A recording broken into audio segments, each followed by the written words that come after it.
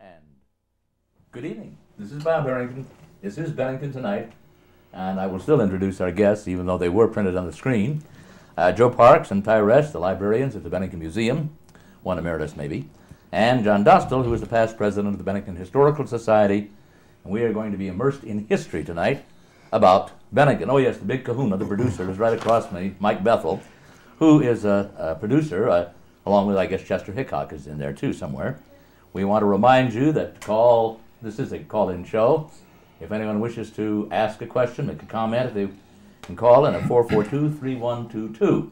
We also have some underwriters for this show, and they're the ones that provide the money that helps produce this show. Mike, who are they? We've got three people here who know the history of Bennington from the beginning to present day. And I think we're going to start off with John Dostal. And tell us what the best kept secret in town is historically. Well, Bob, as you know, the community celebrated their 250th anniversary of the signing of the charter this past year. And in that review of our history, we found that many people didn't have an idea or an understanding of what the history of Bennington was all about. Now, the best kept secret of Bennington history reposed at the museum library for a long period of time. And to give you an introduction as to what it is and how it was composed, I'll turn this over to Tyler Resch, who can give you a review of Mr. Day and the Day papers.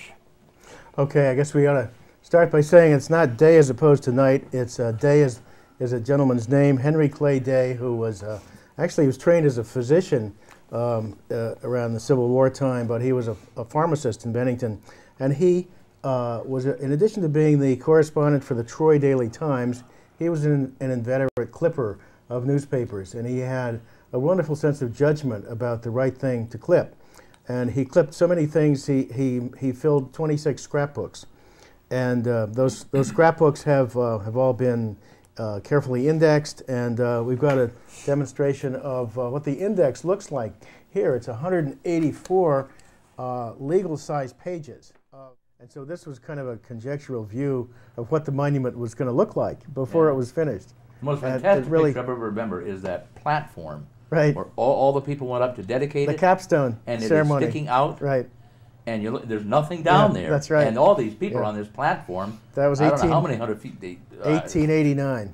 That was that scary. Was almost like the first aerial photograph. Oh, I know. 300 feet high, looking down. They're just scary.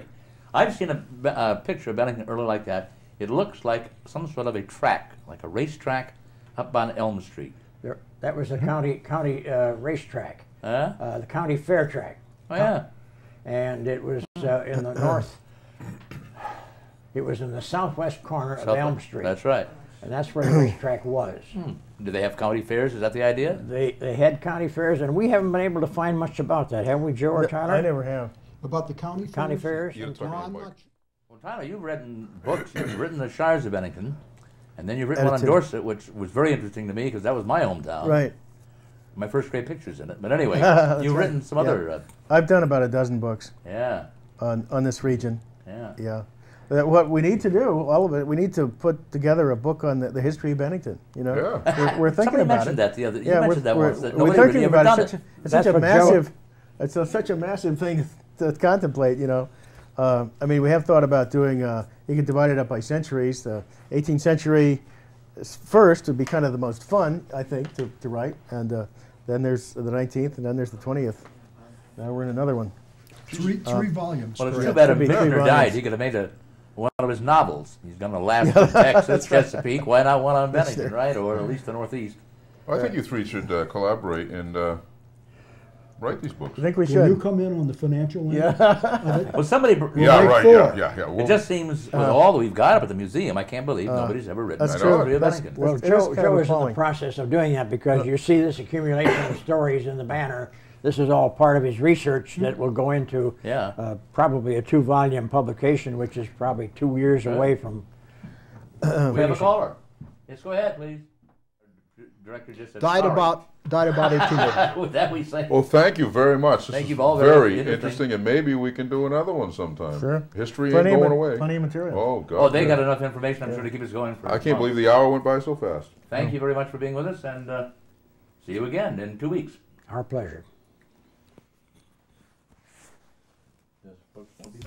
Just stay seated, everybody, for a minute.